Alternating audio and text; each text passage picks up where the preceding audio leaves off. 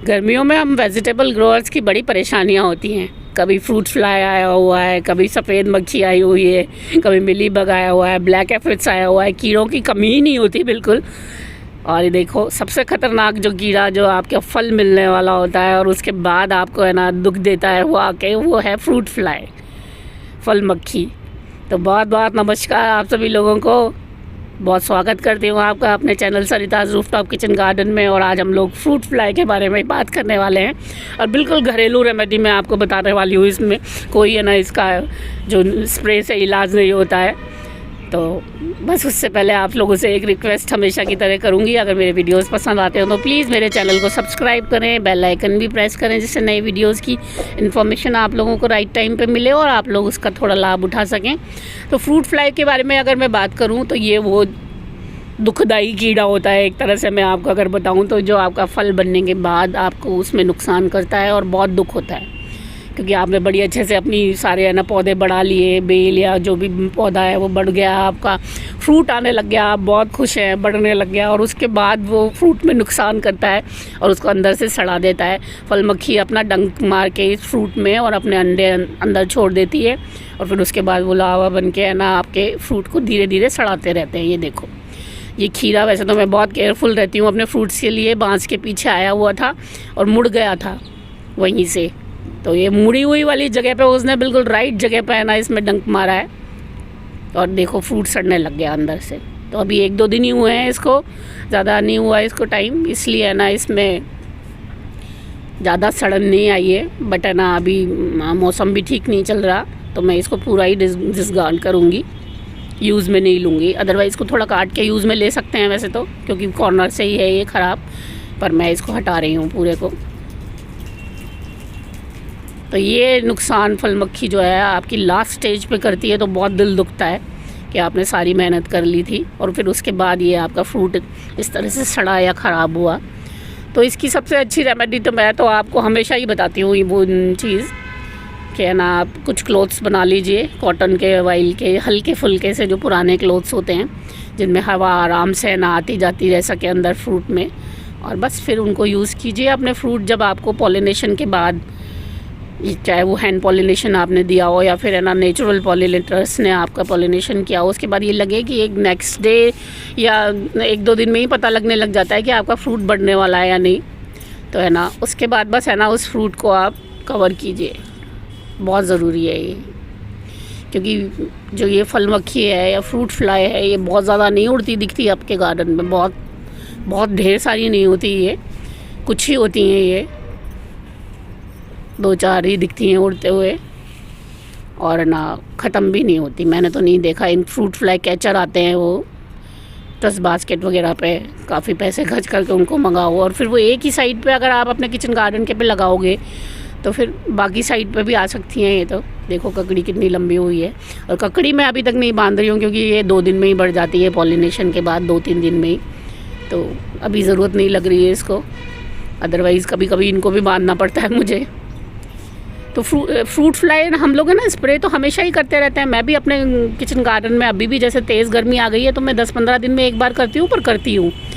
तो मोस्टली इतने दिन में अगर आप स्प्रे करोगे तो कीड़े नहीं जाते हैं। ऑर्गेनिक स्प्रेस कहाँ इतने ज़्यादा है ना इफ़ेक्टिव होते हैं अगर आप 10-15 दिन में करोगे तो, वेरी ऑनेस्टली। तो मैं तो मैन्युअली हटाने की कोशिश करती हूँ। प्लांट्स मेरे स्ट्रॉन्ग ग्रोथ ले चुके हैं, मिट्टी अच्छी तैयार की थी, तो मैंने जैसे सफ़ेद मक्खी भी होती है या फिर ब्लैक एफिड भी होता है, जो भी कीड़ा मुझे दिख जाता है अपने प्लांट्स में, मैं उसको मैन्युअली हटाने की कोशिश करती हूँ। और कुछ मैं ये यकीन करती हूँ कि आपके फ्रेंड्स भी आ ही रहे हैं, अगर है ना दुश्मन आ रहे हैं तो कभी कभी कीड़े अपने आप निपट लेते हैं, अच्छे बुरे एक साथ होके।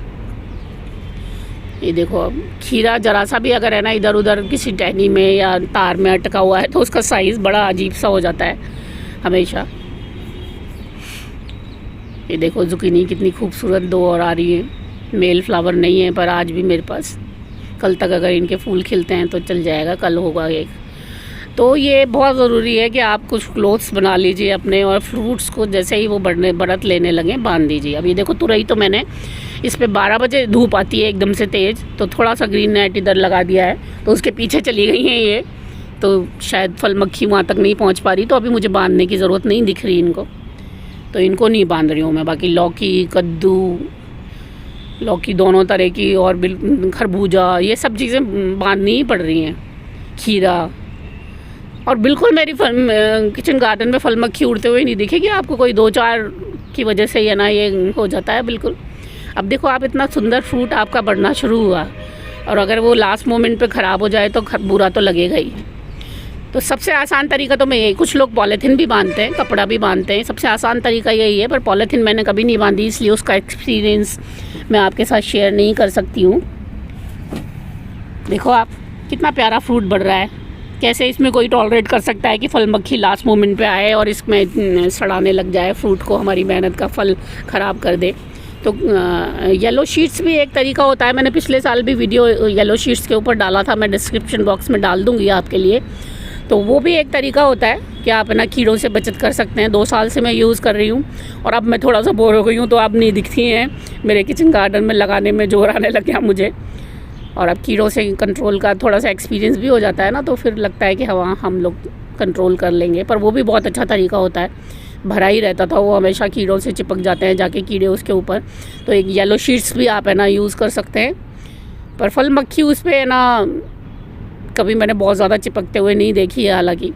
तो मैं तो यही कहूँगी, आपको यही सलाह दूँगी, 2-4 ही होती हैं आपके गार्डन में, तो अपना फ्रूट, अपन वैसे भी कौन सा खेत लगा रहे हैं बहुत ज़्यादा बड़ा, थोड़ा बहुत अपने किचन गार्डन के लिए सब्जियां उगाते हैं, तो कपड़ा बांधना सबसे इजी तरीका होता है। और बहुत सारे लोग मेरे से इस चीज़ के बारे में पूछते हैं कि क्लोथ्स क्यों बांधे हुए हैं। तो इसलिए आज मैंने ये वीडियो बनाया उनको बताने के लिए कि फल मक्खी जैसी चीज़ भी होती है जो लास्ट मोमेंट पे आपका फ्रूट ख़राब करती है, और अगर आप बांध दें तो बहुत अच्छा है। देखो, ये तो अभी परसों मैंने पॉलिनेट किया था इसको, हैंड पॉलिनेशन दिया था, और ये बढ़त ले रहा है और फूल भी नहीं झड़ा है इसका ऊपर से, फिर भी मैंने इसको ढका हुआ है।